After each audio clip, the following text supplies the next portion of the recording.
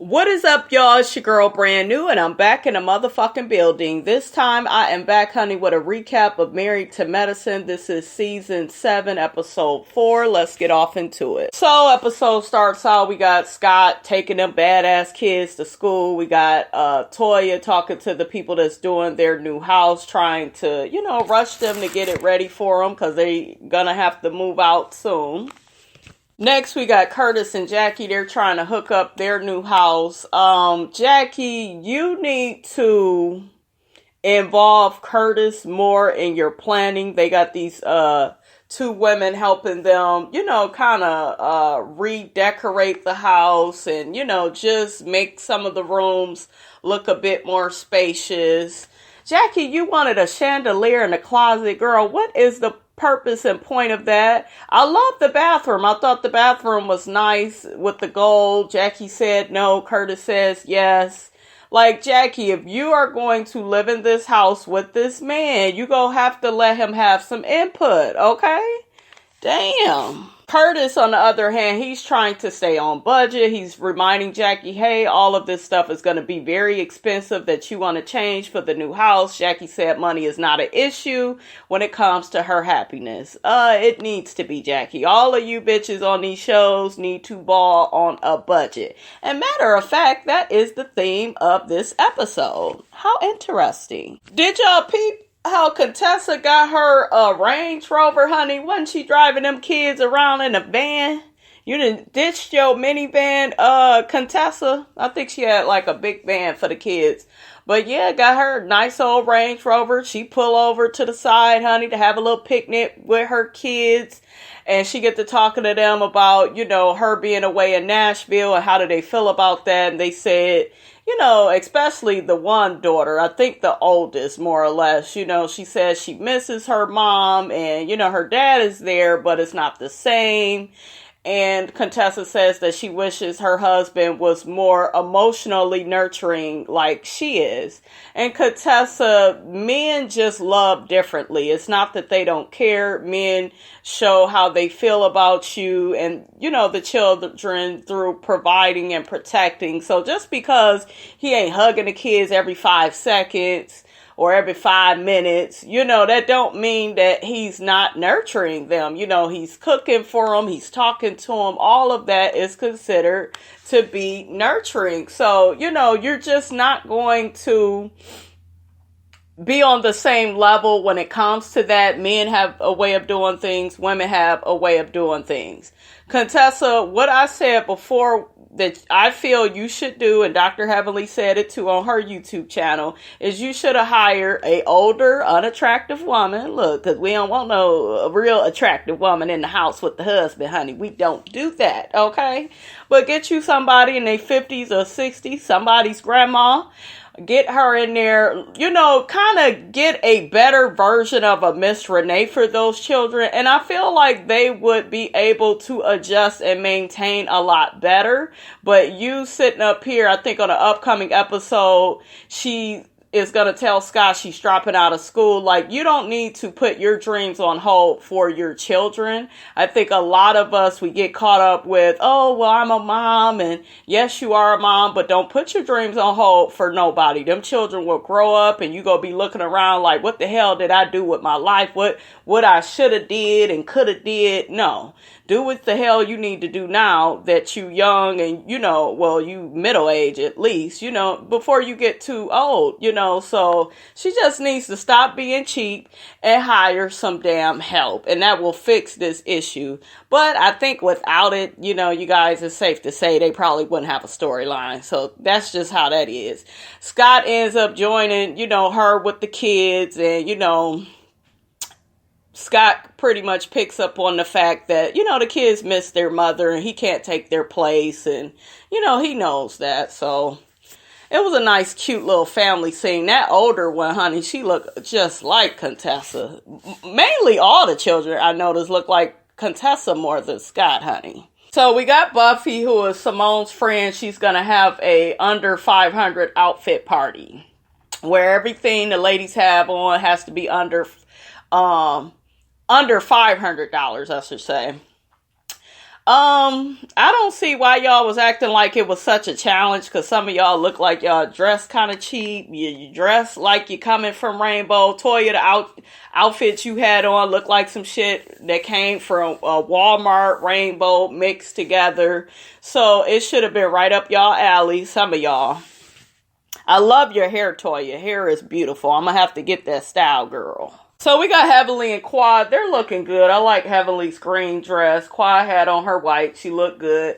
Quad, I liked your little bob with the red hair. That's cute. But that blonde hair, you are not Nene. You cannot pull that off. It didn't even look as good as Nene's hair, actually, Toya. You the one that pointed that out. But Quad, leave the short blonde hair alone. It just does not do anything, in my opinion, for you. Anyways, Quad begins telling Heavenly how her and Simone tried to have a conversation to work out their issues, but it went from 0 to 100 really quick. Quad, you should have just told Heavenly that you fucked all of that up with your nasty ass attitude when you came to that dinner. You didn't have the right intentions, Quad, and I don't know why you didn't own your shit. Simone is talking to Jackie. They're all dressed, ready for the party. Simone, you look nice. I like that little silver top you had on. Jackie looked nice too. Simone is telling Jackie how she tried to, work things out with Quad. Quad insists on playing a victim. And Simone is very much so right with that. Quad, you are a permanent victim. You never take any type of responsibility for your actions. You never do. You're always trying to blame everybody. You don't never own your shit. And I can't feel sorry for you, Quad. I can't.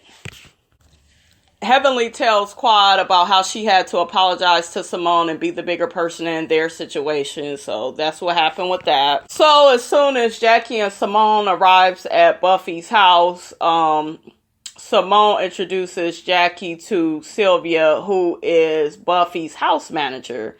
Wouldn't that be nice, honey? I guess she washes the clothes, cooks the meals. She lived there with Buffy and her husband. That woman would not be anywhere near me and my man. Sylvia, you should have got you somebody about 70, 80 years old living in that house with you, since you insist on having a house manager. But I wouldn't have sent Sylvia, honey, in the house with me and mine. I love that dress that Buffy had on. I liked her hair. I thought it was cute. Simone got to talking about how she got receipts, honey, to prove that her outfit, honey, is under $500. Mariah comes in all white. She looked pretty nice or whatever. She got to talking about her outfit and how she spent euros on it. They was like, oh no, not the euros, bitch. Why you just can't say the dollar amount, honey? Talking about some 280 euros for her shoes.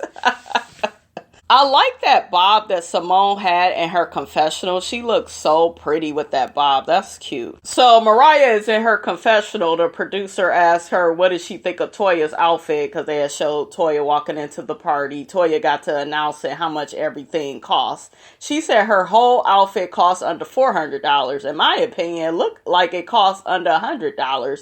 It looked cheap as hell. Like I said, very rainbow, but I'm not trying to be funny, you guys, but I feel like Toya kind of dresses like that anyways. To me, she does not.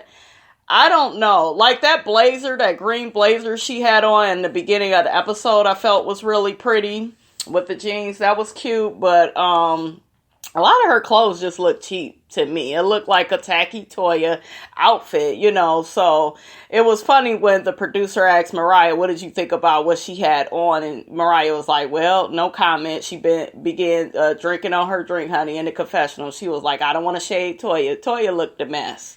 Okay, love the hair, though. Hair was pretty. So, as soon as Heavenly and Quad come near, Simone sees them and tells them to come over and speak to her or whatever, and Quad hugs her, and her and Simone get to talking about how things went left at the restaurant.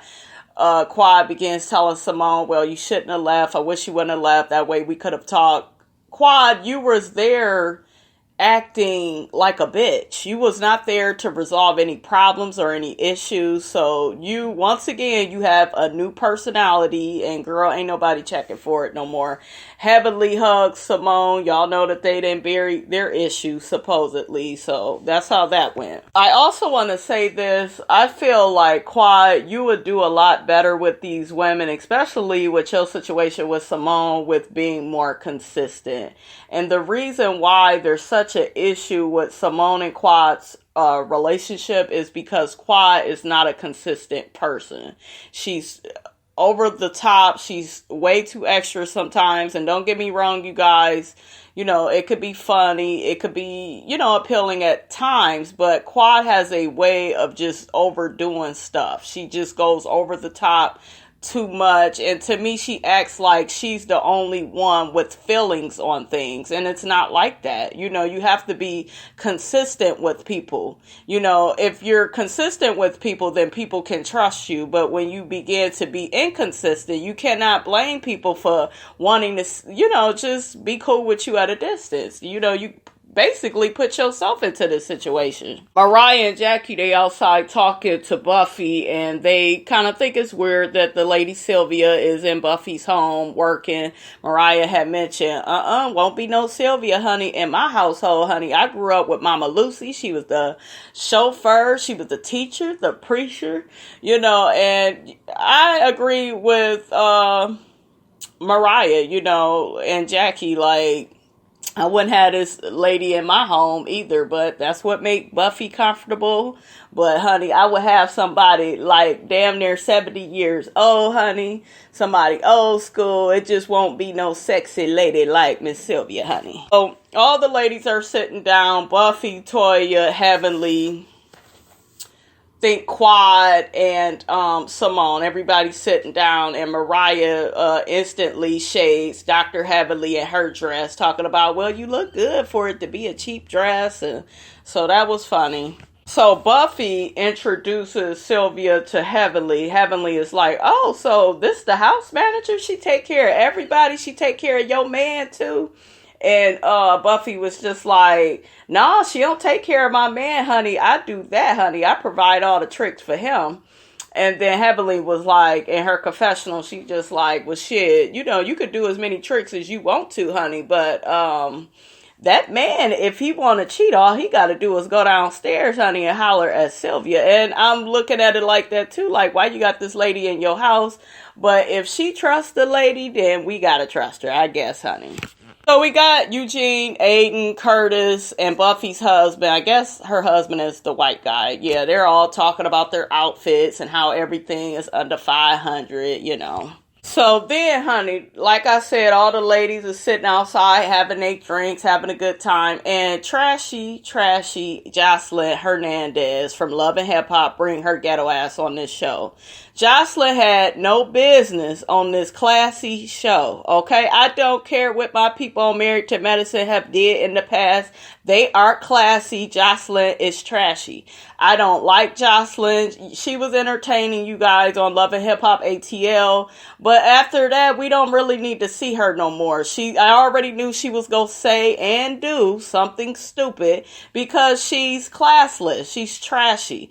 Anyways, they keep asking her these questions because Heavenly was like, well, do you mind your husband being around Joseline? You know, she looks good. And Buffy was like, yeah, she could be around. You know, she is a beautiful girl. You know, Buffy ends up talking about her and Joseline been knowing each other for a couple of years.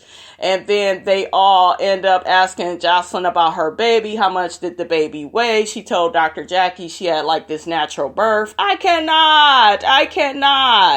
Bitch, you needed an epidural, Joseline. Bitches be killing me when they try to act like they are the pillar of strength.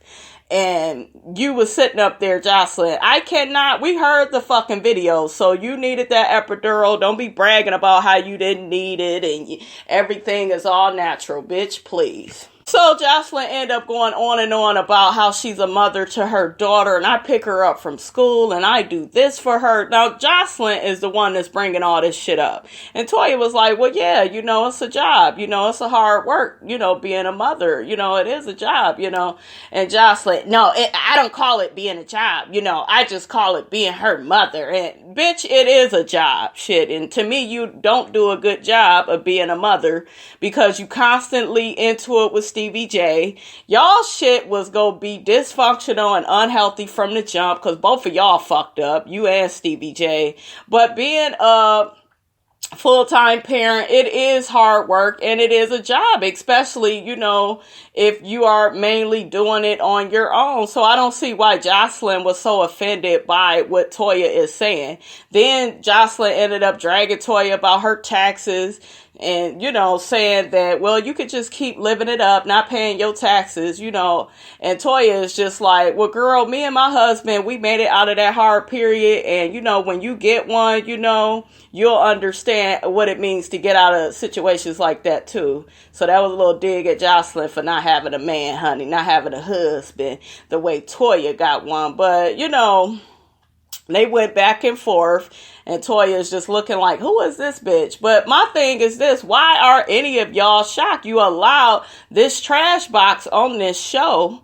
She's ghetto as hell. Mariah and Toya end up going into the bathroom, to try to calm Toya down because she was a little riled up from her little run-in with Joseline and shit. Buffy came in there and Simone. They trying to calm Toya down. Buffy said, I apologize. You've been nothing but nice to me the whole night. Toya was like, who is she? She was like, she's somebody I've been cool with. She shouldn't have said all of that.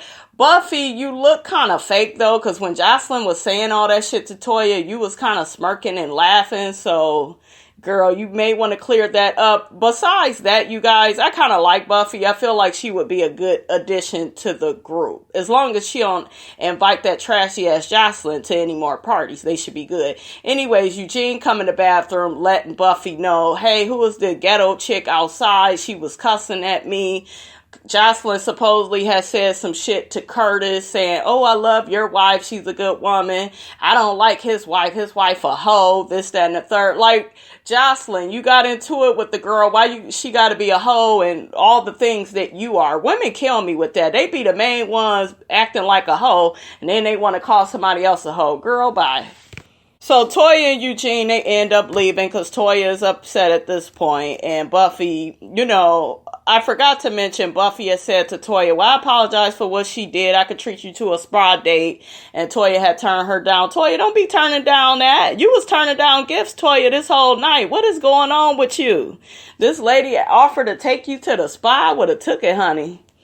That's the least she could do for inviting that trashy-ass Joseline, honey. So next we got the scene with Toya and Mariah. They sit together having them some tea. I don't know, honey, what the hell they got going on. But anyways, Toya has said that, she didn't want to talk about the situation with Joseline. She ain't got time for that negativity. She's still trying to get over her miscarriage and moving. The boys are going to have to make new friends. She's about to have new neighbors. She has a whole new life ahead of her and she don't want to talk about that. She ends up telling Mariah about her new party that she's going to have and to celebrate her birthday, but she can't spend that much money because she got so much money tied up into the new house, so she got to watch her coins.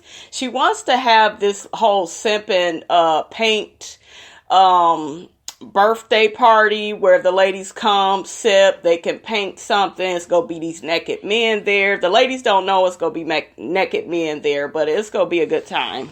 So we got this scene with Contessa and her daughter. Her daughter basically ends up telling her, she had to hit this boy at school because he keep bothering her. And Contessa was like, that's inappropriate. Just because somebody's bothering you, that don't mean you hit them right dab, smack in the face.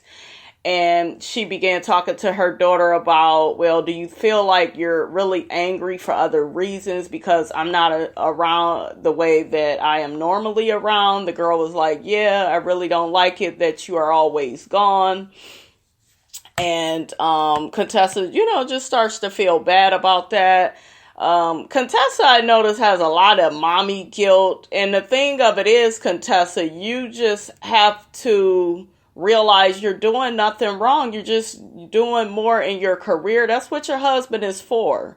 You know, it's a lot of single women I notice out in the world that's single mothers. They got to take the next career and the next step in their lives to better their lives. And sometimes they don't really have that husband. So I wish Contessa would like utilize her money and her resources more, because that would help her deal with all this mommy guilt that she's having. I think that Contessa's a pretty good mother. You know, like I said, you guys, I don't really feel like she's doing anything wrong except for the fact of not hiring help to help her husband, because it's clear that the husband needs help. You know, it looks like he knows how to handle things for the most part, but he gets too overwhelmed, and that's fine. Ain't nothing wrong with that. So next they show Toya basically prepping for her party, you know, making sure everything is properly set up, the food, the guys are going to kind of come out towards the end. She wants them to have on robes.